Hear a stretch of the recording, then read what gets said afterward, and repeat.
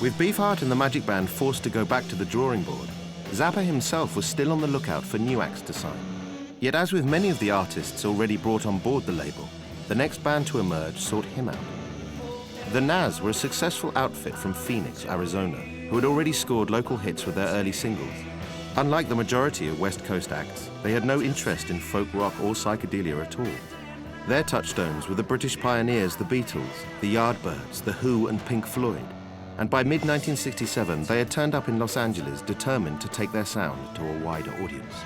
We got a couple of hits on the radio and became a southwestern regional garage band and became a big fish in a little pond. Decided we better go to LA and as soon as we went to LA, we saw all the stars on the streets, and we wanted to become one of those. So we migrated to LA and starved with thousands of other bands who couldn't even get an audition, let alone a gig.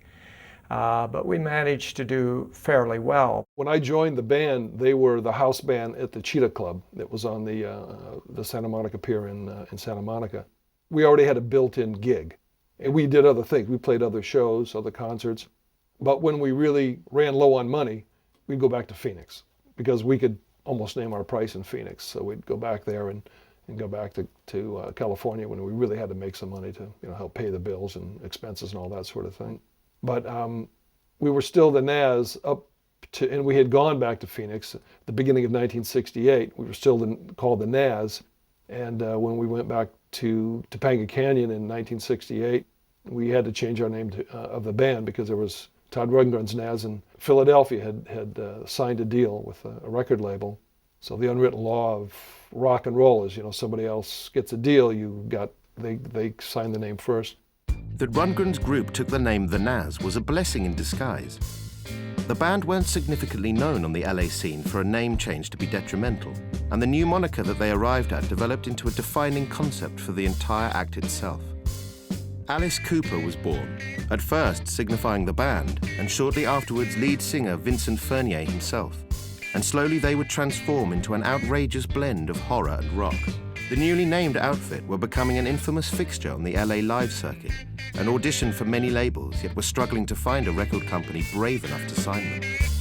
It was one of the GTOs, Miss Christine, who in the end provided the vital connection that got the band noticed by Zappa. We did stand out in a crowd. Even in LA, which is a pretty crazy place to say the least, we could still get attention. And so just through our friends, through word of mouth, whatever, Alice had met Miss Christine. They kind of hit it off. And so she had come to and the GTOs had come to one or two of our shows. She was the babysitter for Frank Zappa and Baby Moon Unit at the time. So she had a great in with Frank. And she told him all about our band. We would hike up the hill, Alice and I, and go over to visit Miss Christine, who was Moon Unit's babysitter.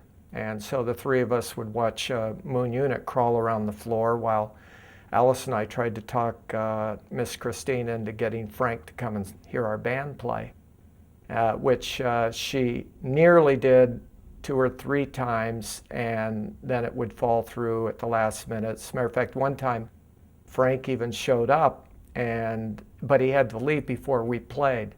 So this time, Miss Christine made the mistake of saying that Frank was going to be home late that night, so we said, okay, we're coming over tomorrow. And she said, oh no, Frank doesn't like people to come over to the house.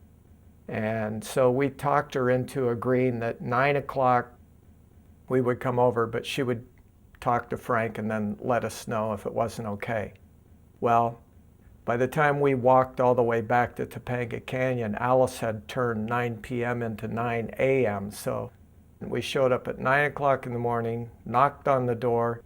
Miss Christine opened the door in total shock, and we barged our way in with all of our equipment and everything and set up outside of Frank's bedroom. About a couple of songs in, the door opened and all we saw is Frank's hand come out, motion us to stop. And then when we stopped, he stuck his head out and said, let me have some coffee and then I'll listen. And so we played 6 well, probably not 6. We did a couple of songs for him, and then he stopped us and said, "I like it." Convinced of the band's potential, Zappa arranged to watch Alice Cooper perform a live gig. And although during this show the majority of the audience walked out in anger, this kind of crowd reaction fitted exactly into his wider vision for the artists on Bizarre. Like the Magic Band and Wildman Fisher, this wasn't an act that could be passively consumed. And although less extreme and more melodic than their label mates, Alice Cooper was certainly unique. I think it was different. And when he had Bizarre Records and Straight Records, he was looking for acts that were certainly not the mainstream.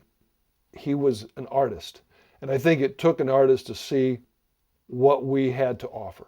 We felt like we were kindred spirits because in LA at the time there were 2 distinct types of young people. There were hippies and there were freaks. Well, we weren't either one, the Alice Cooper group, but we definitely related more to the freaks. And Zappa and the GTOs were definitely representative of that. The GTOs were about as crazy as a band could be. Wildman Fisher was bona fide crazy, and there was no doubt in anybody's mind about that.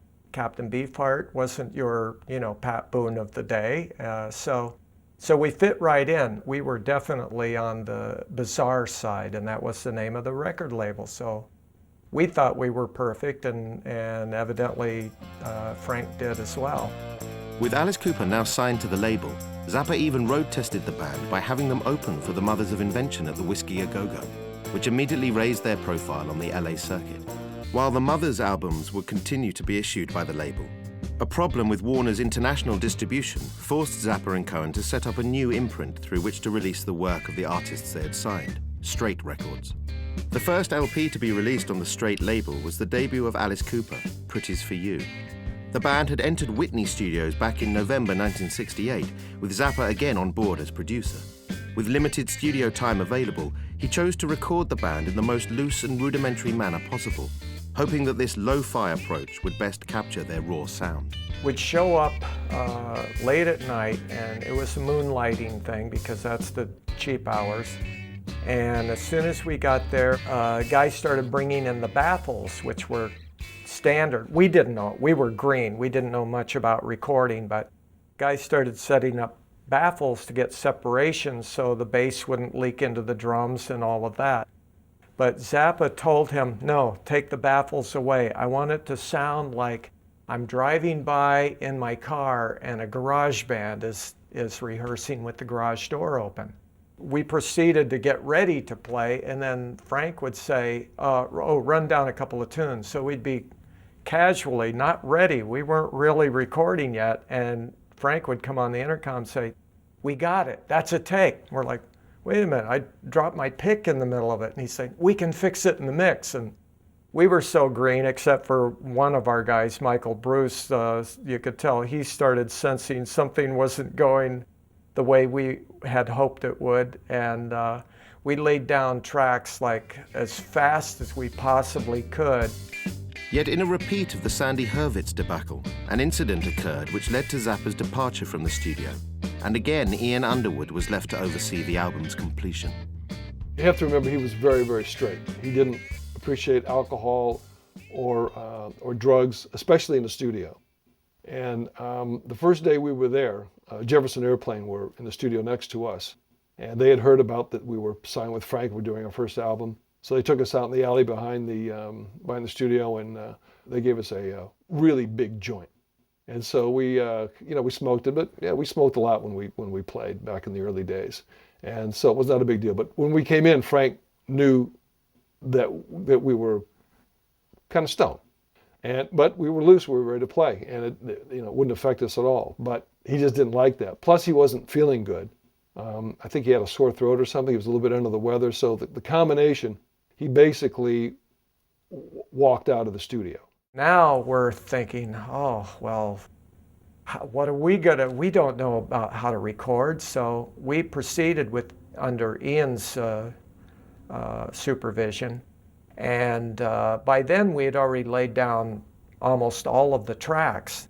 So then we were sort of going into quick overdubs, very few overdubs though. and because the leakage was terrible. If you turn the bass slider all the way down, you would still hear plenty of bass. And sometimes you heard more bass through the drums than you did through the bass mic, and that sort of thing. So it turned into trying to mix, it was trying to resurrect something from the carnage of what we had on tape.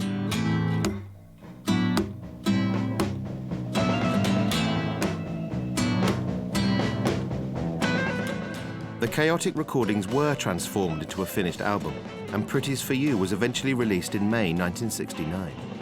And despite the band's disappointment with the rough and ready final product, the material was strong enough and unique enough to create a notable debut. It captured what we were at that time, which was pretty cool. But when Led Zeppelin is putting their album out and it sounds like amazing, and as a drummer, I'm going, whoa, this is great. I mean, just the sound of their record that Jimmy Page was producing, I heard us being on another level of where we should be production-wise. It certainly had its moments, but I think that was because the band was playing on such a level of intensity that it was being captured on, on tape, which was cool.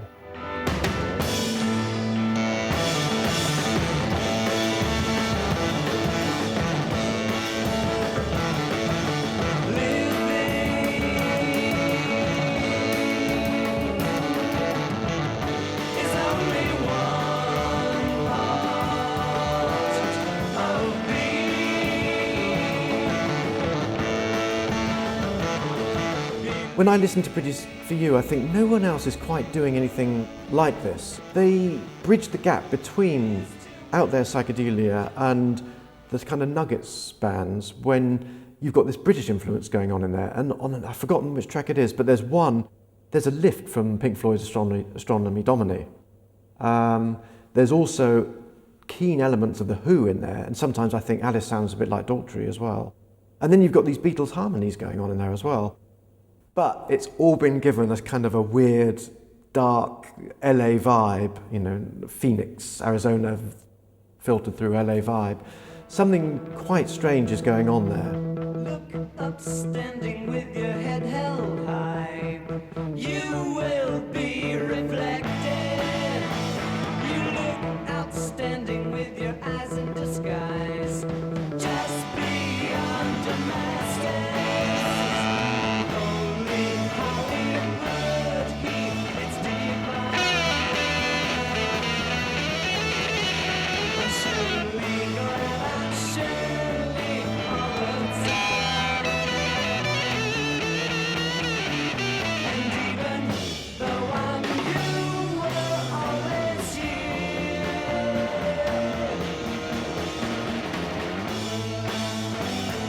It definitely didn't fit in with the normal West Coast blues rock, of Jefferson Airplane, Janis Joplin, Big Brother and the Holding Company, Quicksilver. It wasn't that folksy, it was something more inauthentic in a way about it, but they loved that idea of inauthenticity. What the early Alice Cooper band did was play. They played with music. They took it by its neck and shook it around, and that was one of the key things then that became very big with glam rock in the glam era.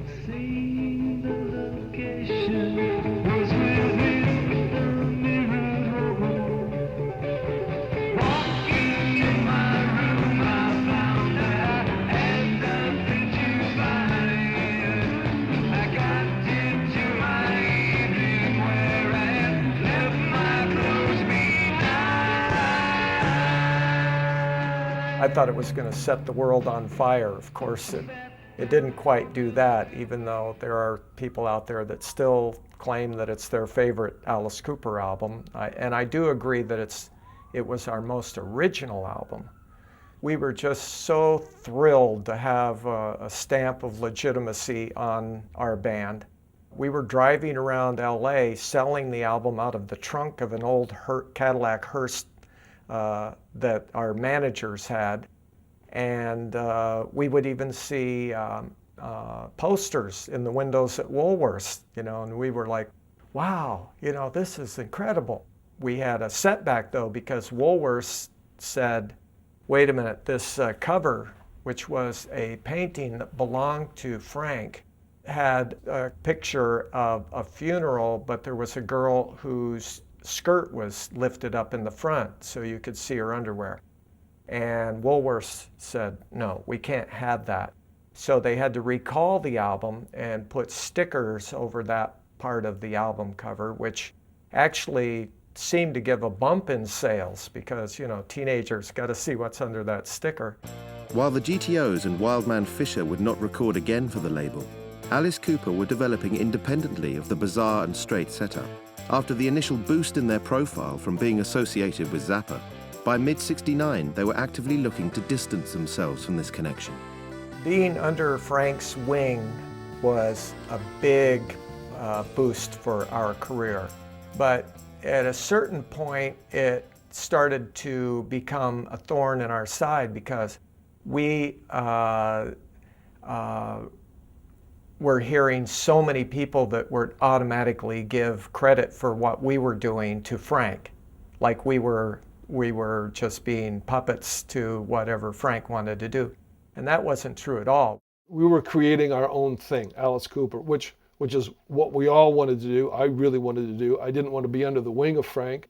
I appreciated what he was doing for us and will always be grateful for that. I mean, he's the one person that said, there's something here. He's the first person on the planet that got it, that could really help us. So always be grateful for that. But the ideas that he had for the band when we get together for meetings, really his vision was very different than ours. Yet he was still on hand to offer the band advice. In September 1969, Alice Cooper had performed at the Toronto Rock and Roll Revival Festival on the same bill as Chuck Berry, Jerry Lee Lewis, and headliner John Lennon.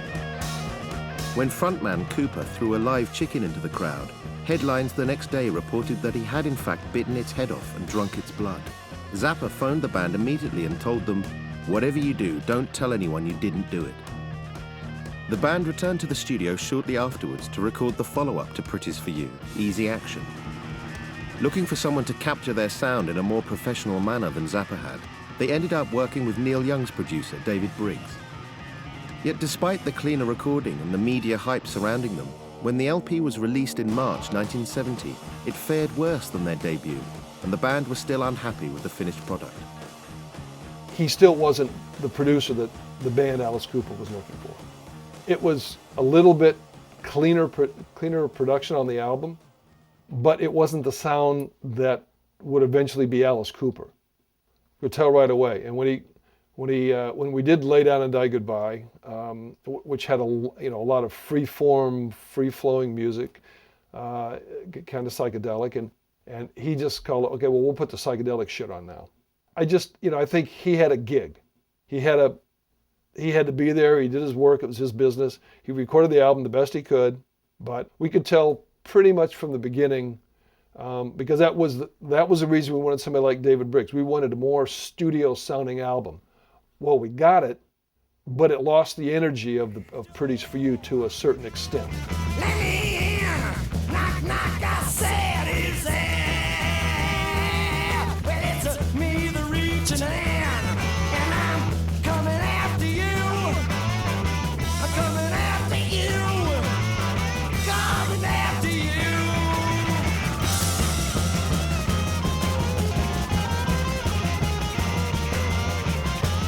Working with David Briggs and the Neil Young side of things, it ironed out all the interesting elements of the early Alice Cooper band. I mean, the fact that Zappa kind of lost interest, he had his own projects to pursue, they were left then without a lifeline, without any sympathetic characters to assist them, to enable them.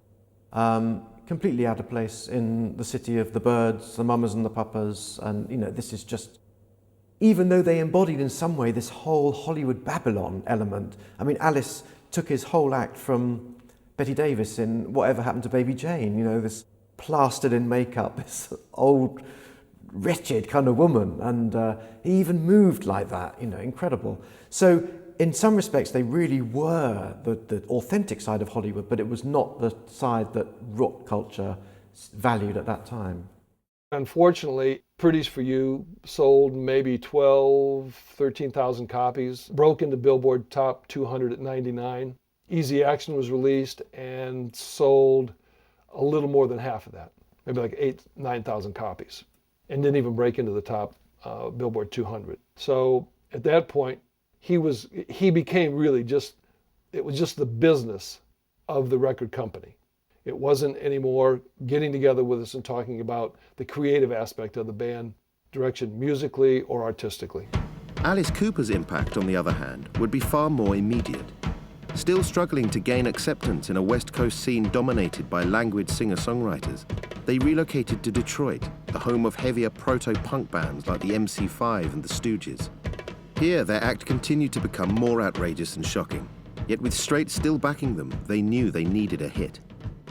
Frank had produced our first record. David Briggs had produced our second record. We needed somebody now that has a track record of hits right now, this second, this time in history.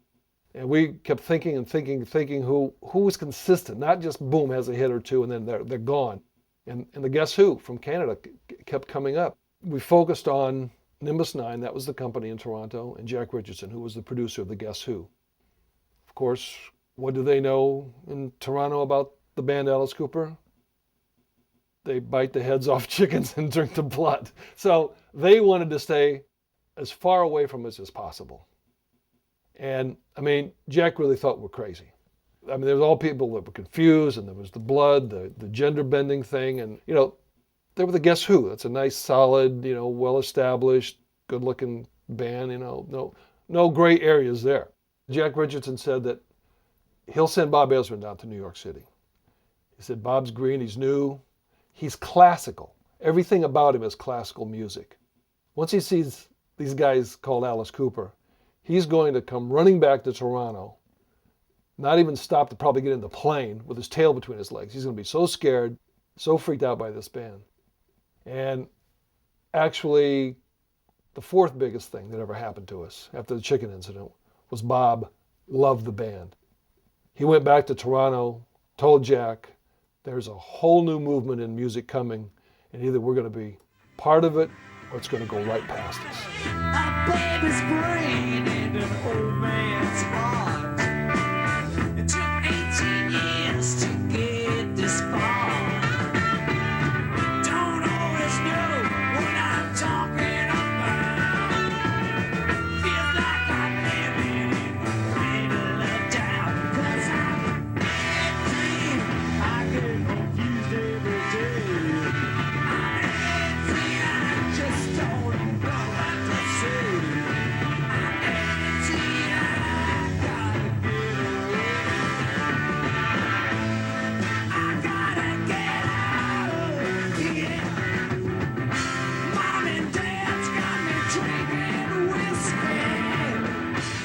The album that resulted, Love It to Death, with its top 30 US hit, I'm 18, propelled Alice Cooper into a totally different league from any of the other bizarre or straight acts, including Zappa himself.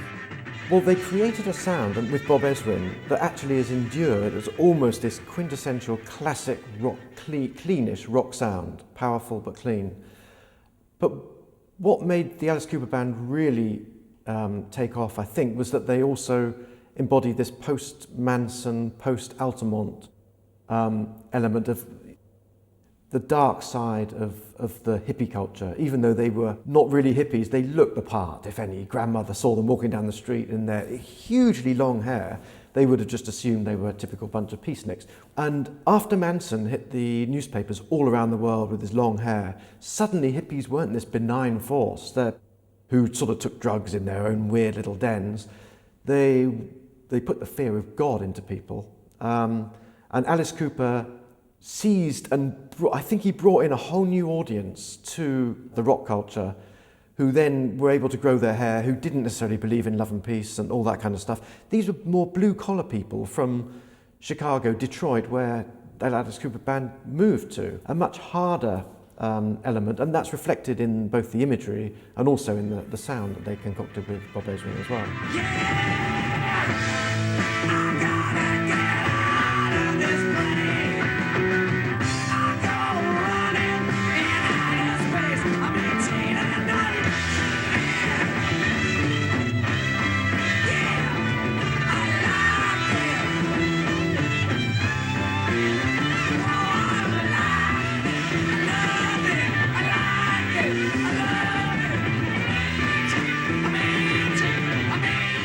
One of the big reasons why they did take off by the third record was because they got Bob Ezrin, the producer, who was an amazing producer, and again, with Shep Gordon, took that band to the top. There's no question about it. He was like the fifth Beatle, he was the sixth Alice Cooper member. And really, from that point on, the sky was the limit. I mean, they just went up and up and up. It became one of the biggest successful rock bands in the United States. I mean, they had a string of gold records. I mean, second to Grand Funk Railroad at the time. By 1973, they were one of the biggest rock bands of all time, and they were the purveyors of shock rock. Held up in an intensive care ward. I was lying on the floor. I was gone for all those days, but I was not all alone. I made friends with a lot of people in the danger zone.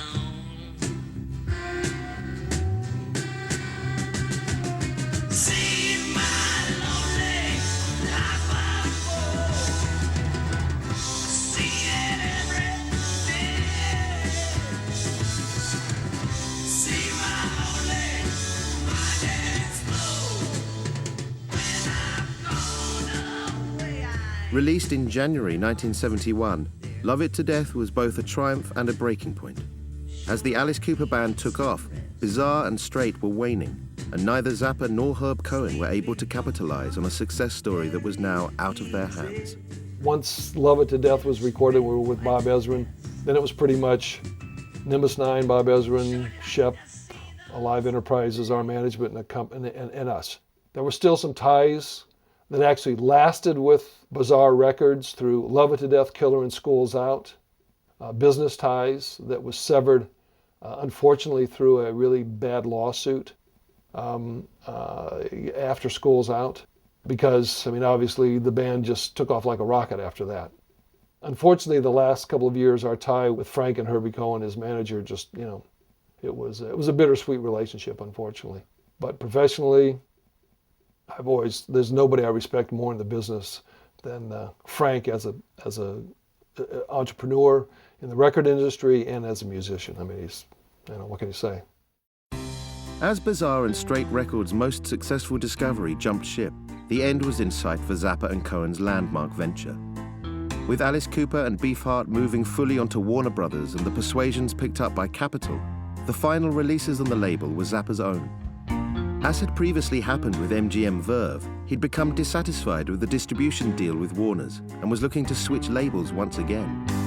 And by 1973, Bizarre and Straight ceased to exist. Yet the output of the labels remains totally distinctive.